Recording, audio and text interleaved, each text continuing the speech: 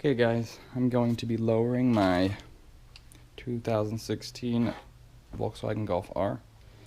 You got ECS spacer kit and H&R springs.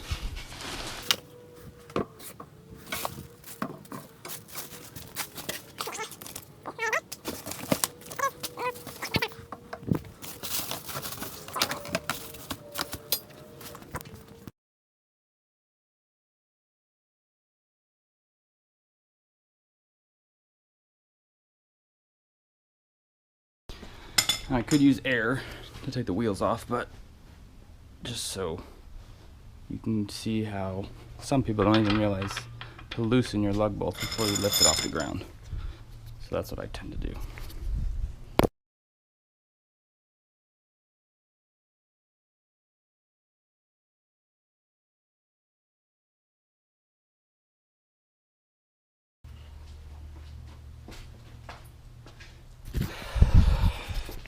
So obviously you're going to have to open your hood, pull this seal off, get these clips out of here. You can do with one finger.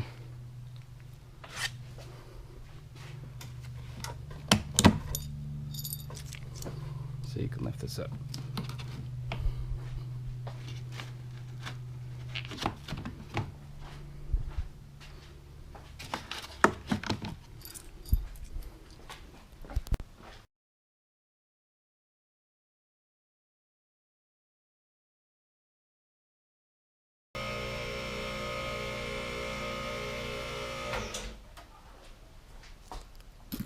A lot of you may be thinking like, damn, how does this guy have a lift in his garage? Well, I do a lot of work out of my house, and trust me, I've done my share on the floor. Put a lot of hard work into my garage and getting this lift, and I work on cars for a living, so you know, it paid itself off pretty quick. Like I said, I've done everything on the floor. I've done turbos, intercoolers, clutches, downpipes. Everything started on the floor for me. But now I'm lucky enough to own a lift.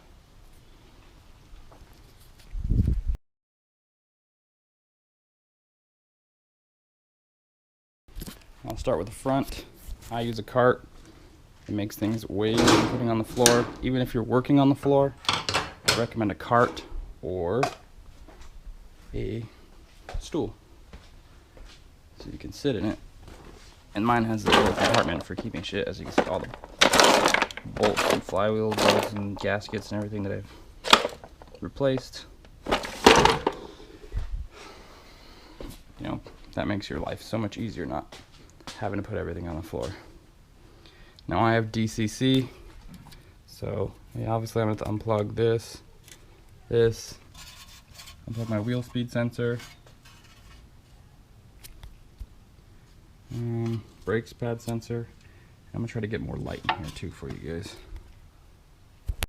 First, pop out this clip for this brake line, and there it goes. Normally I'd have two hands, one on top, one on the bottom, but kind of hard right now. Remove that, remove that.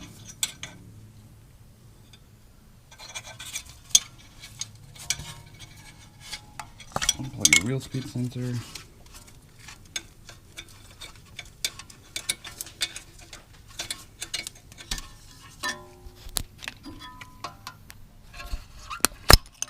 Unplug your brake sensor.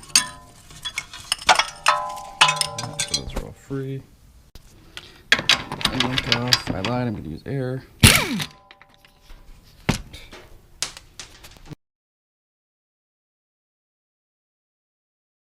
Screwdriver between your rotor and caliper right here. Get to 24.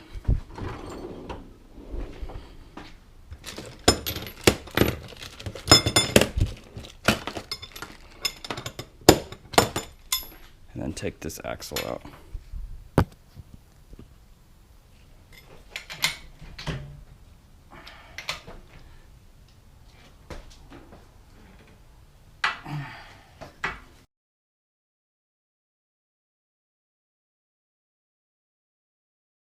The axle nut is out.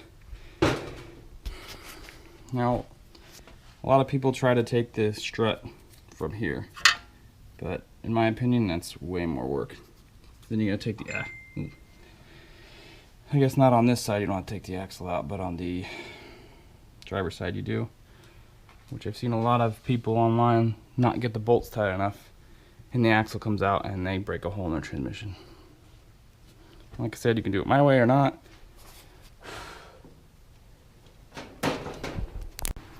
So now that's out, I'm going to take the caliper bolts out with the 21.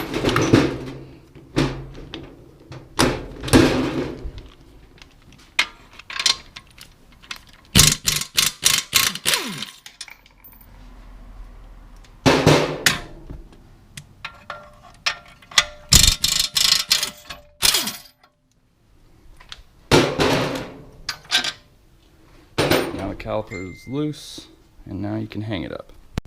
Since I have my cart here, I'm just going to put the caliper in it, but most of the time I just put a ratchet strap around it and hang it from the fender liner, or like right here you can hook it on, because you can't hook it on anywhere else because you're taking this whole thing off right here. So we got the end link off, caliper off, and the Torx 30 comes in.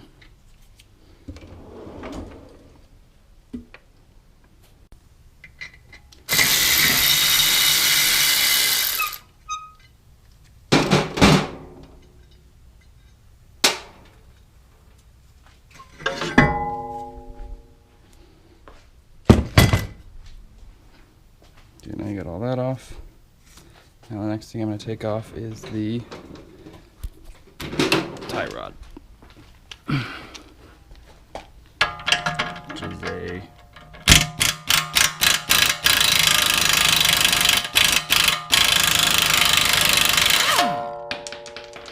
#21.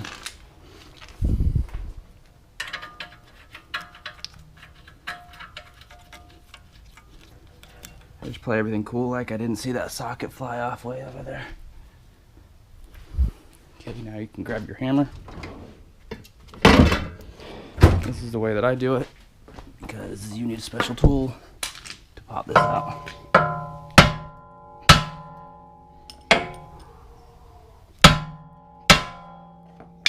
And you make a lot of noise, piss your neighbors off, and it pops up.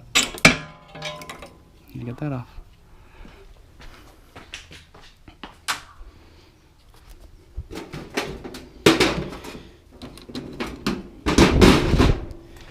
If you're like me and you have a level sensor, make sure you unbolt it,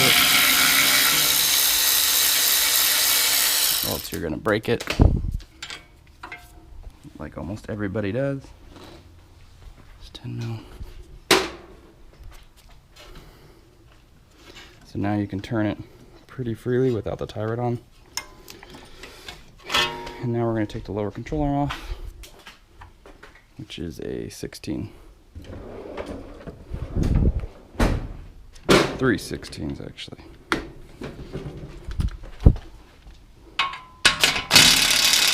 Not with this.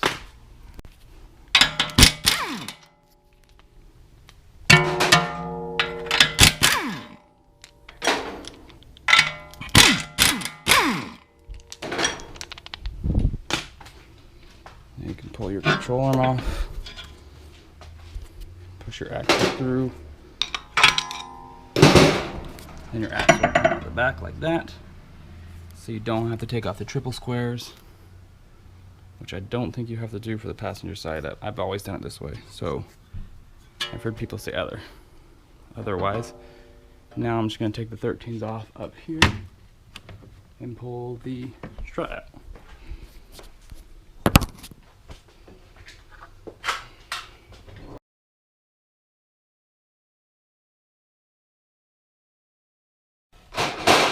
The whole assembly, and you want to make sure, so when you take all three off, all the 313s, this tab has to go facing the inside towards the engine. It'll be the same way on the other side. There's also two arrows, one here, one here. Those go facing inside towards the engine.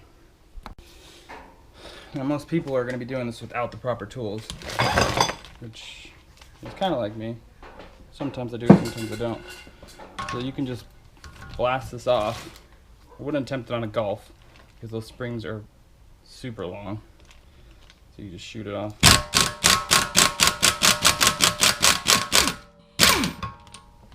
You don't even need a spring compressor for the GTIs or ours.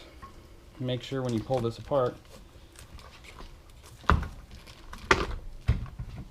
you gotta make sure that the spring, so this is the upper bushing that people replace for the high density ones, and this is your bearing. You want to make sure that you don't separate this metal part from this plastic part, or all your little bearings in here will go everywhere and you'll ruin your bearing. I've had a lot of people do that and complain about noises. Sometimes they come apart a little bit and you don't even realize it, and you just put it back on, and then you got a grinding sound when you're done. So most likely after you do your springs and you have a grinding noise, you ruined this bearing and you're gonna take it back apart and redo it.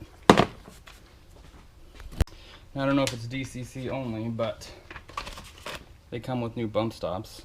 The H&R springs do, at least. This is a bump stop. Once you pull the condom off, then there's a new bump stop. And then the little pointed part goes, it doesn't matter really, but the pointed part goes back down this way. There's a piece of paper in here, it says please read before installation, void warranty, blah blah blah. But it only comes with front bump stops, so don't worry about the rears. And then make sure you get the rubber. This part will fall off. It's just this part right here. This part right here sits right there and just butts up. Now I know my production isn't going to be that great. I've seen DAP's videos; they're pretty good. They're gonna be a lot better than mine, but hopefully I can offer some more other input, another way for other people to do it. I've done, I don't even know how many, I've lowered like 50 cars of MK6, MK7 between the two. So just offering my input, and it may or may not help you out, I don't know. So this is the front.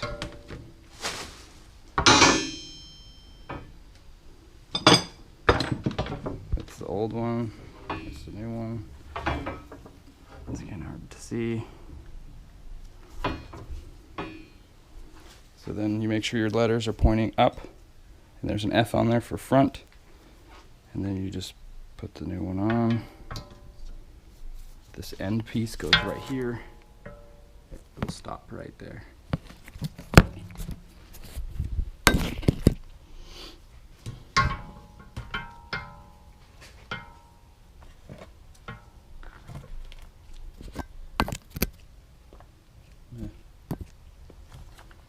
So then you can slide the new, onto the new spring. You slide the bearing on. The bearing has a dimple here that you line up with this on here. Just slide in. So there. Twist your spring to make sure it's seated with the stop. And then the best part is you don't even need a spring compressor going back together. I use an impact gun. I don't recommend it because you can snap the top of your strut off. But I've done so many of these, I just know when to stop with an impact gun.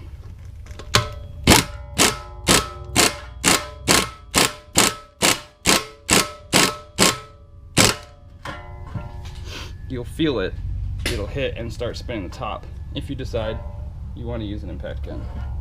It'll hit the top and it'll grab this and spin it with it.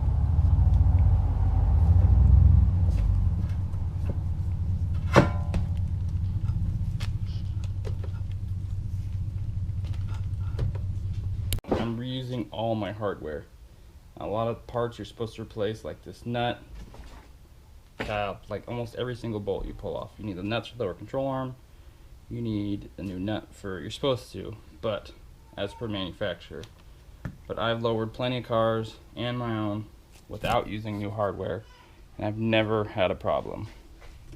As long as you're tightening them correctly, not over torquing them, not cross threading them, then you're fine.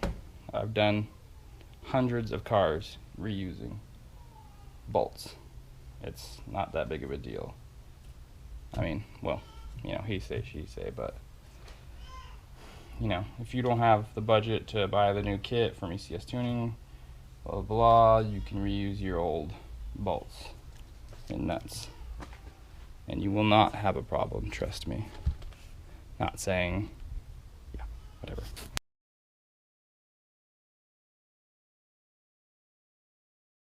Got one on,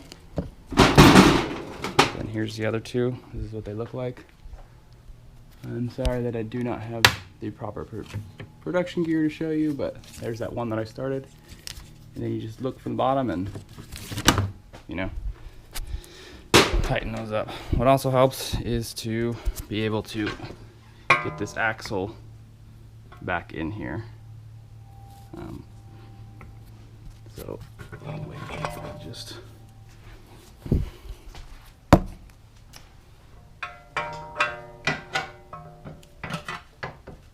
almost need 3 hands. Just press down the control arm, slide that back in. I got it back in. So notice that it's straight across, it's not pointing down. Just make sure you tilt the CV this way to get it line it back in, it'll slide right in. Now, I'll just go ahead and put these 3 up here.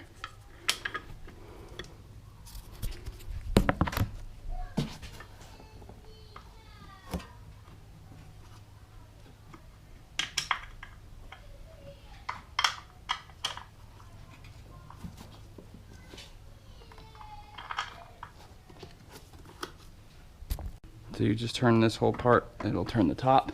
So you can line these up. There's 3 of these.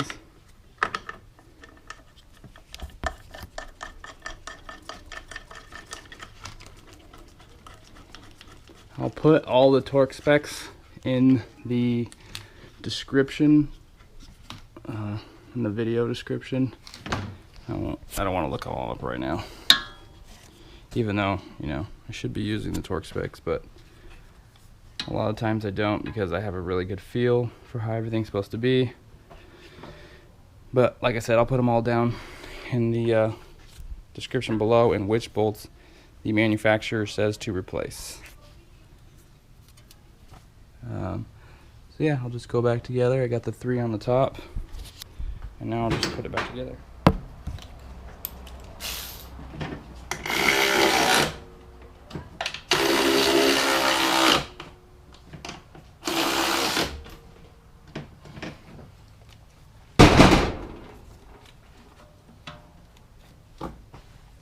Also, for the sway bar, once you loosen it, this sway bar is going to move, and you're not going to be able to get this back in. So what you're going to have to do is just use one hand, press down on the sway bar, and line this hole back up.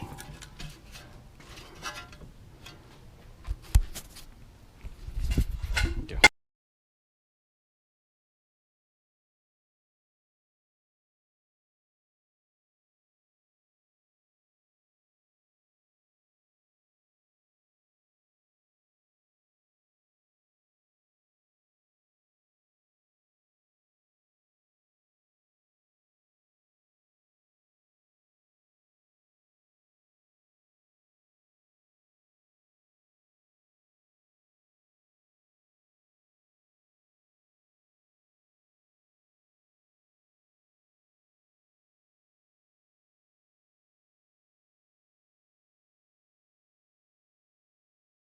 Now if you don't have air, and you want to take these out, you just got to hold the center. That's a triple square. So you're going to have to hold the center with the ratchet, and then you're going to have to hold the, you know, take the nut off with 18. And same goes for the tie rod. You're going to have to hold the middle, which I believe is a 6 or a 5, and then you're going to have to loosen the nut with a 21. There's one side done. Realistically, without me recording or doing anything, I probably have I have a whole spring job done in about an hour to an hour and a half. So recap for the front side is the 24mm 12-point for the axle, Torx 30 for the brake rotor, 21mm for the caliper, 18mm for the end link, 21mm for the tie rod, and 16mm for the lower control arm, and a 10mm for the level sensor if your car has it. Not all cars are equipped with it.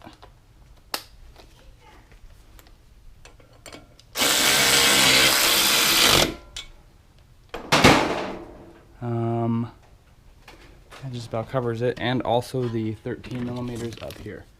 And the center nut for the strut that holds the upper bushing on and bearing is a 21mm also. I wish I would have recorded this, but I forgot I was going to time lapse it. But for start to finish, from the, well, it's already lifted, but with the wheel on, I got the new spring in already. It took me 15 minutes to do it my way. Now, granted, I've done, like I said, like 50 lowering springs. I know all this by heart, and I could do it blindfolded. But, just like, you know, 15 minutes, that's all this one side took. Super easy. See, a lot of people take these ones out back here, but that's just bad news. I wouldn't, not unless you're really comfortable, I would not take those out. I believe they're 70 foot-pounds with a 90 degree, and that's pretty hard to get with an extension on and a short ratchet. I mean, you got not a lot of room in here. And instead mine right here, 24, you get a big breaker bar on it, you know, and you're done. I mean, so much easier. I'm gonna do the rear, and I'll show you how to do the rear, and then I'll just record me doing one side to show you how easy the rear is. The rear has got to be the easiest part. Okay, for the rear, you just need to take this one out,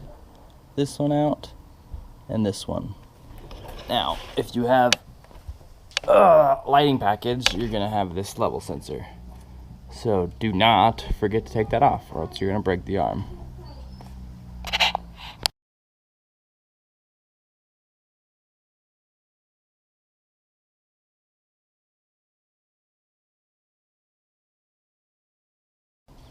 You don't have to loosen it all the way out. You can see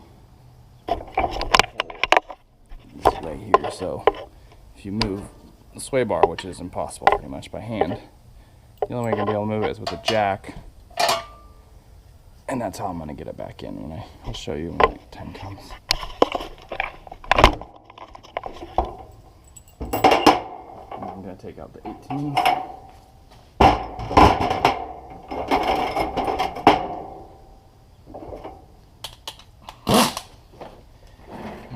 Down because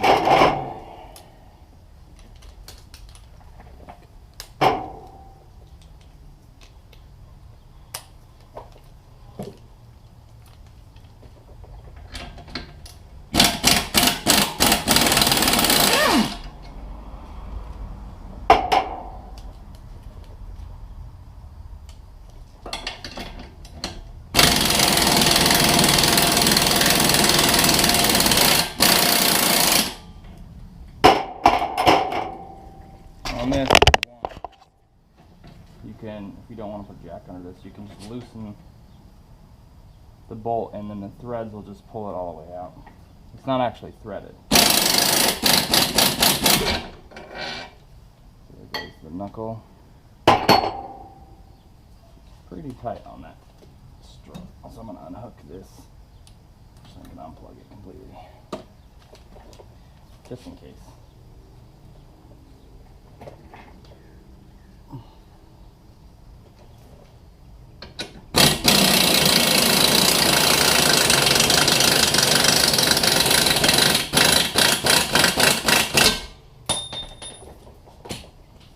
Same goes for the other one going in this way.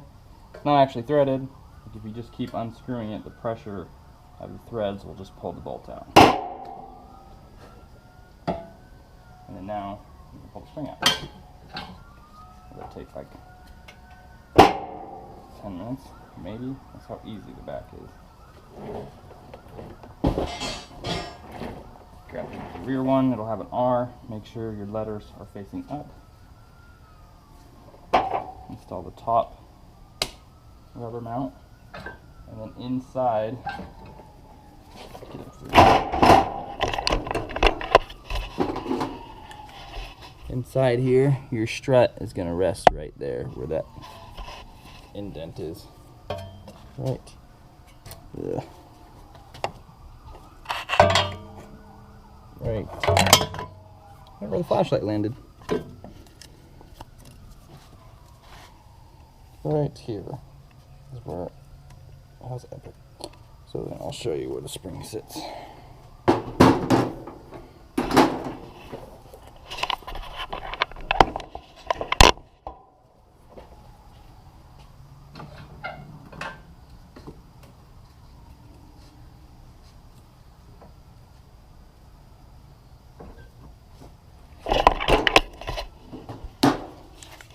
That's kind of hard to see.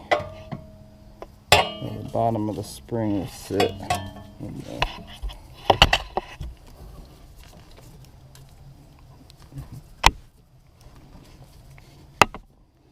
So the end of that spring will end at that rubber stop that I was showing you.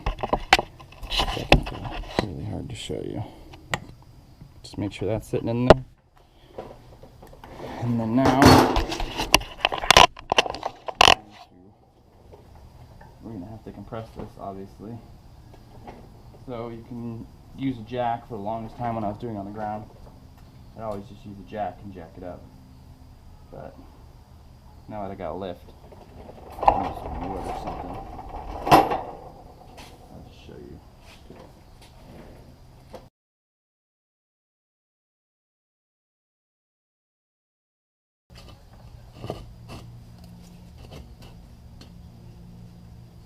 Like I said, you can just stick a jack here, jack it up, but my jack's buried behind a bunch of crap. I don't feel like getting it out.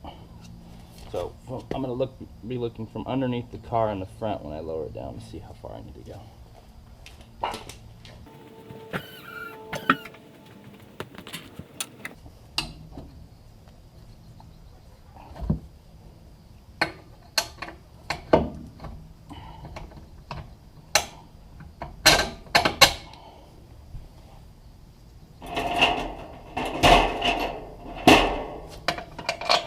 Through.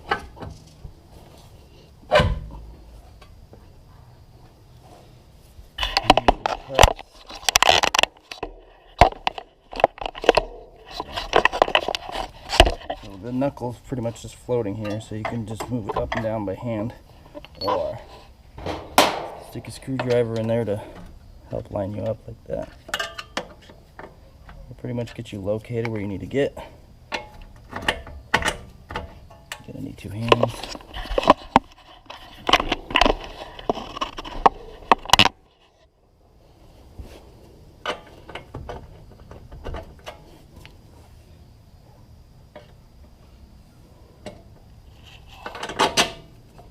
I use a screwdriver on the back side to align it.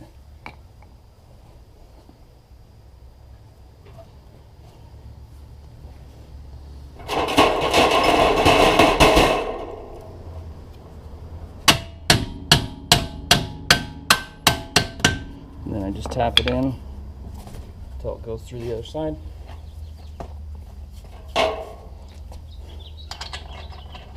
The bolts on.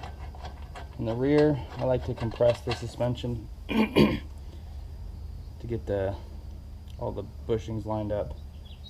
So when you have all the force on it, you might as well just tighten up all your bolts.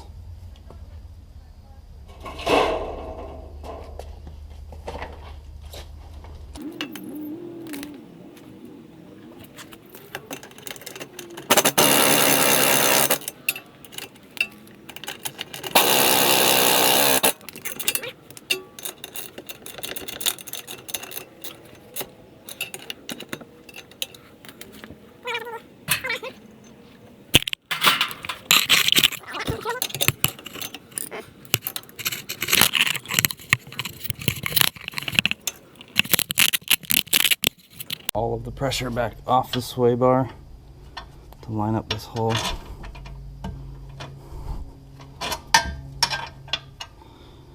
Should be going in this way.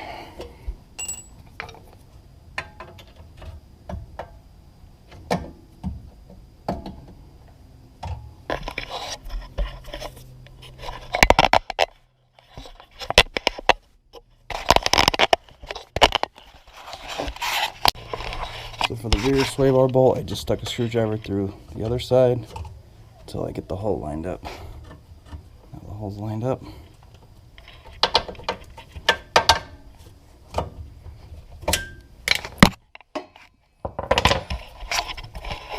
Red tap this out.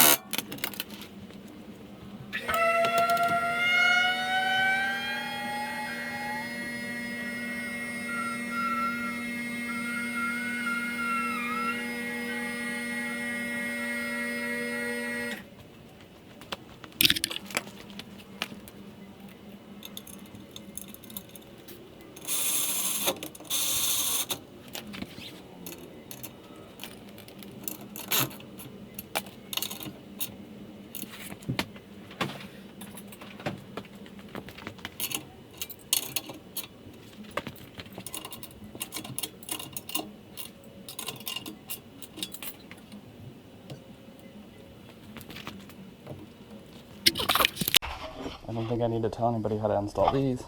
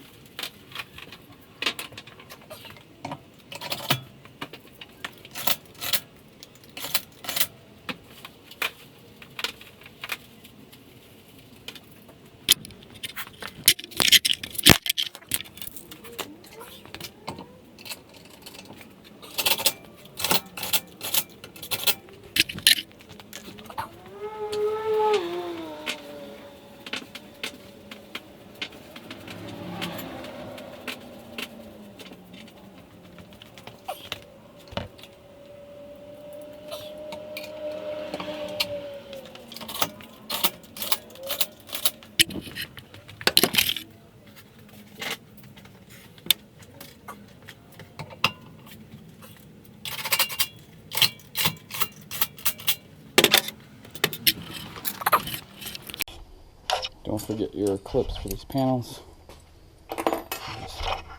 Mine popped out of the windshield here, so make sure you just press that back in.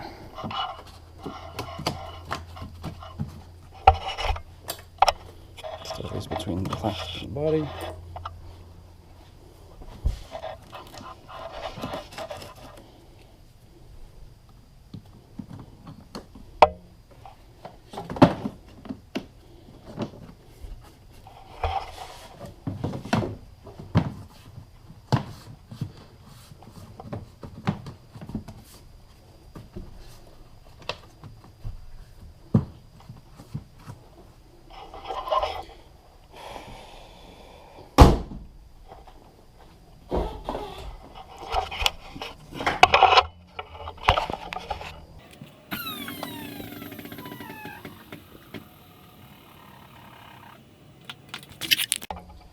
So after I'm done editing this video, it's probably going to be pretty not so great, but I did what I could with what I had.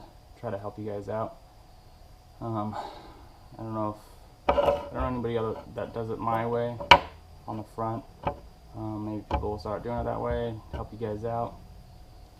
If you have any comments, leave them down below. And yeah, so there's my car. Sitting pretty low now. I totally forgot to measure before, like always. I was just lower them. And if you don't know if you can see my awful paint job from the dealership. Got it brand new like that. I don't know if any of that shows. But I'm going to be taking care of that soon. And then I'm going to do an alignment. And yeah. So thanks for watching if you watched, and like I said, if you have any comments, let me know. Thanks.